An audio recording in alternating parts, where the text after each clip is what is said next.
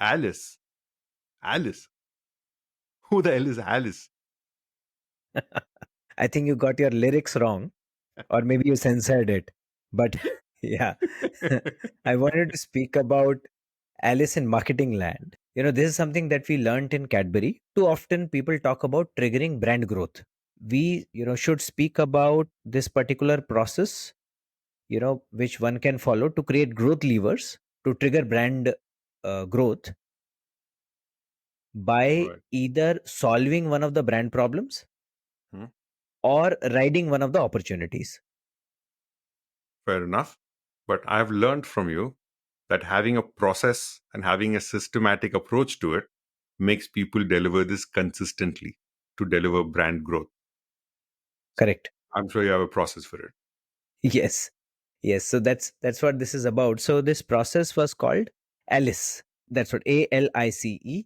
Now let me tell you what A means. A is align the problem. Because you're trying to create brand growth, you want to throw institutional resources behind any problem that you identify, Mhm. so that everybody gets behind solving it.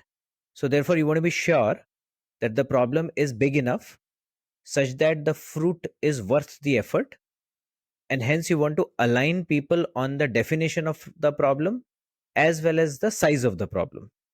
Got it.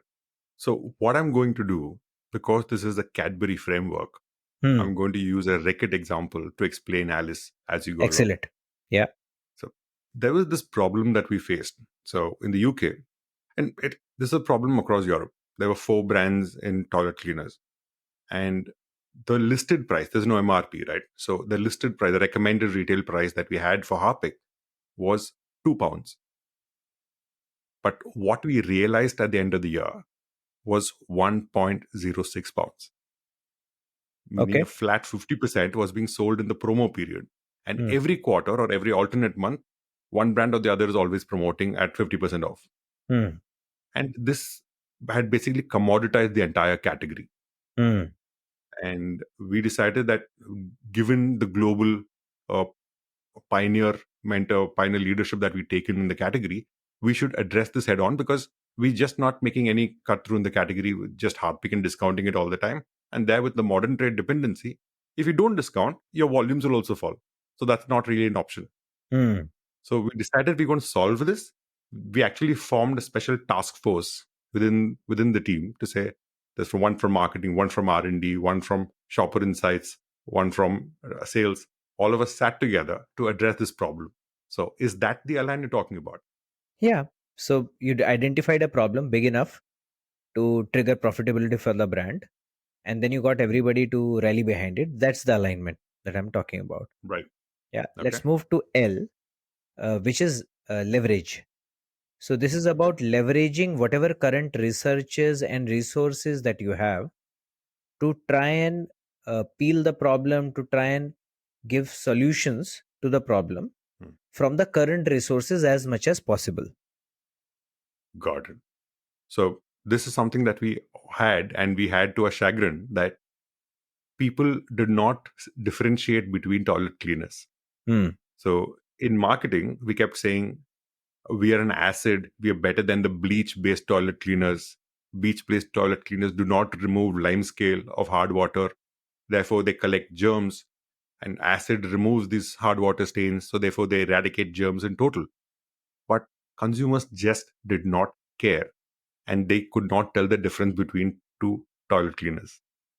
So talking to them about the product as a comparative just wasn't working. And this is something I think what you say as L, which is your leverage existing data. And this is what existing data already told us. This Okay. is what we went in for it. Fair enough. So you now have some kind of dimension to the problem. Yeah. Right. So therefore, let's move to the next step, which is I, immerse.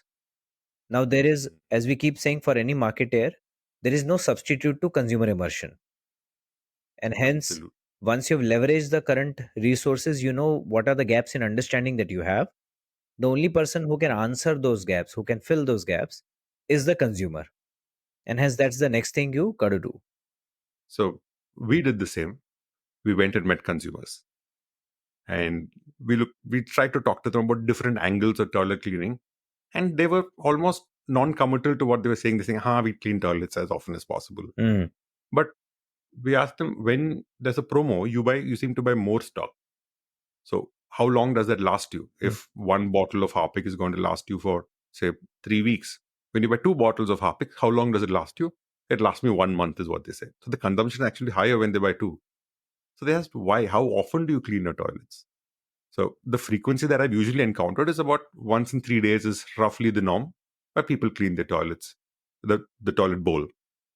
Here, people were saying because of the hard water in Europe that's there in the toilets, the stains get accentuated. So they're not necessarily fecal stains, but they're hard water stains in the bowl, which we tried to address via telling where acid we remove it better. That wasn't resonating with consumers. But the hard water stains were causing them to use more Harpic when for the Harpic consumers. Mm. So I said, okay, the bowl staining is a problem. And people say, I don't want to clean as often because in between clean, the toilet bowl looks so dull and dirty that if guests are coming, I have to go back and wash my toilet again. Mm. It just looks so dirty, even if I've cleaned it just yesterday. Mm. So we said, okay, can we do something about this? Can we do something about the toilet rejecting all stains? Can we keep the toilet bowl fresh? So that was the insight we decided to work on. Excellent. So though now the process that you followed, you aligned a problem, you leverage your current resources, you immerse with the consumer to get this. Right. Now the next one, C, is connect the dots. So now when you talk to the consumer, consumer's life doesn't revolve around your brand or your category. Yeah.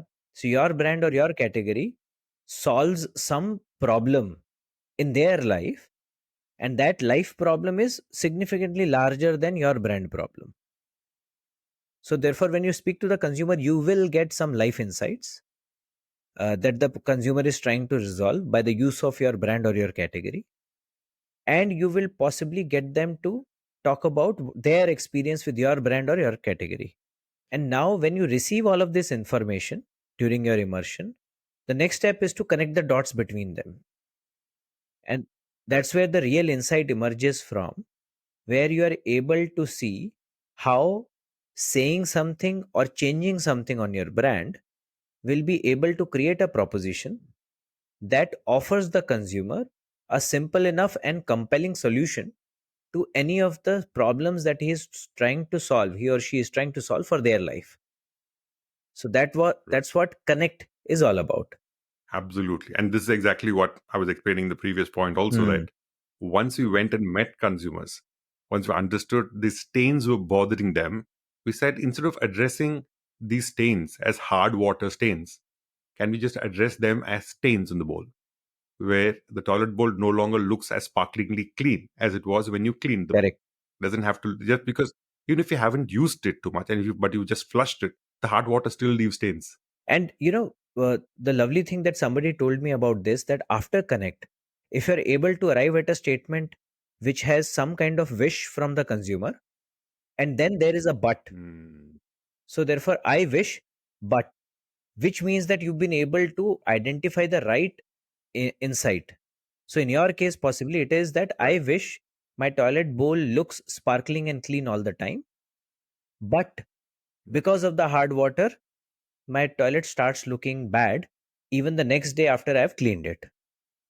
Absolutely. That's pretty much the bang on inside we landed on. So that's the right connect you did. And then after connect is Hmm. via this connect, you also, therefore, you've now identified that my brand Hmm. needs to talk about your toilet bowl looking fresh all the time, right? And you don't need to clean it more Mhm. often. And hence, therefore, you get into the executional mode, that what will I say that it will convince the consumer about the specific insight that I've identified, and how do I make sure that I execute it in a manner across touch points such that the consumer believability as well as salience remains very high. So we followed through on this. What we did was we launched a new Hmm. Harpic, which was not 2 pounds, but was at 3 pounds Okay. per bottle. And this was called Harpic Platinum Shield. Hmm. This left a coating when you used Harpic, even if you used a brush, this would leave a shiny coating on the bowl, which would repel stains for even up to 10, 15 flushes. Nice. And therefore, the bowl will still look sparklingly clean despite the hard water. And this was a reason for people to pay a premium for. Not only did we launch it at £3, we never discounted it. Nice. So our realization from one pound went straight up to about what £2, two and something, given the retailer margin, and that was consistent without having to promote it. And this communication was done with, as all Harpic ads are, the half a bowl saying how what stains will look like without the platinum shield, what the stains on a bowl will look like with the platinum shield. And this is what we did across markets, all of Europe, not just the UK. Correct. Excellent. That's a great example, Sharon. I think it clearly demonstrates what Alice is all about.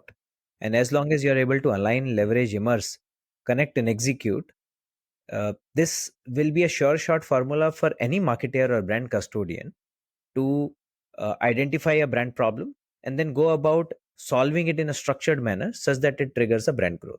Perfect. I think after this episode, people will not start like I did and say they will go figure out who the hell Alice is for their brands. Correct. All the best for Alice in marketing land.